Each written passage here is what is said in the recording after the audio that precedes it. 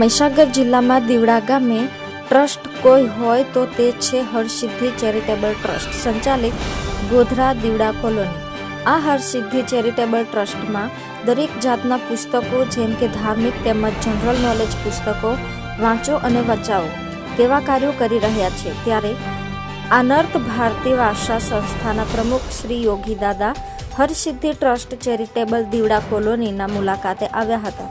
ત્યારે V7 news channel સાથે વાતચીત કરતા જણાવ્યું હતું કે આનર્ત ભારતી વાસા સંસ્થા દ્વારા અનેક પ્રકારની સંસ્થાઓ ચાલુ કરેલ છે, જેમ કે સીવણ ક્લાસ, બ્યુટી પાર્લર ક્લાસ ચાલુ કરેલ છે। તો આ સંસ્થામાં તાલીમ લેનાર દરેક યુવા યુવતીઓને આનર્ત ભારતી સંસ્થા દ્વારા પ્રમાણપત્ર આપવામાં આવશે। ગુજરાતમાં અંબાજીથી ઉમરગામ સુધીનો આખો જે વિસ્તાર છે એ આદિજાતિ આદિવાસી વનબંધુનો છે। એમના સર્વાંગી કલ્યાણ માટે સરકારના અનેકવિધ પ્રયત્નો છે જ, છતાં ક્યાંક ઘણી બધી ઉણપો છે એ ઉણપો પૂરી કરવા માટે અમારી સંસ્થા આનર્ત ભારતી છે એના વિવિધ તાલીમ કેન્દ્રો ચલાવે છે। એમાંનું એક મહીસાગરનું અહીંયા છે દીવડા કોલોની કેવડિયા ખાતે। એમાં અમે લોકોને સ્વરોજગારીની તાલીમ મળે અને એના આધારે સ્વરોજગારી મેળવે, સાથે સાથે વિદ્યાર્થીઓ સ્પર્ધાત્મક પરીક્ષાઓમાં સફળતાપૂર્વક એ સફળ થાય અને એમને સરકારી નોકરી મળે એવા પણ પ્રયત્નો અમે કરીએ છીએ। બીજું કે ખાસ કરીને જે વર્ષોથી સદીઓથી આપણે એક પ્રશ્ન મૂંઝવે છે કે ભાઈ આદિવાસી અને ભીલ સમુદાય, હવે ભીલ સમુદાય કયો કે આદિવાસી સમુદાય કયો? હકીકતમાં તો ડુંગરોમાં જે રહેતા હોય એ ભીલ આદિવાસી સમુદાય, અને એમના તો મૂળ તે પરંપરાગત જીવવાની પદ્ધતિ છે, એમના જીવવાના સાધનો છે ડુંગરોમાં છે। તો એ ડુંગરોમાં અમારી સંસ્થા દ્વારા ઔષધોના વાવેતરો થાય અને એ ઔષધ નિર્માણ થાય, એનાથી આપણા વનબંધુ રોજગારી મેળવે એવા પણ અમારી સંસ્થાના પ્રયત્નો છે। અમારી સંસ્થા સાથે સરકાર, ગુજરાત સરકાર પણ અમારી સાથે જોડાયેલી છે।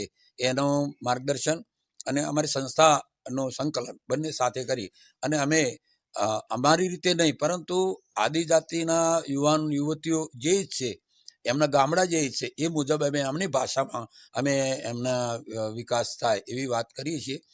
બીજું કે જ્યારે જ્યાં જરૂર પડે ત્યાં અમે પૂરતા પ્રયત્નો કરીએ છીએ તે વિસ્તારને પહોંચવા માટે।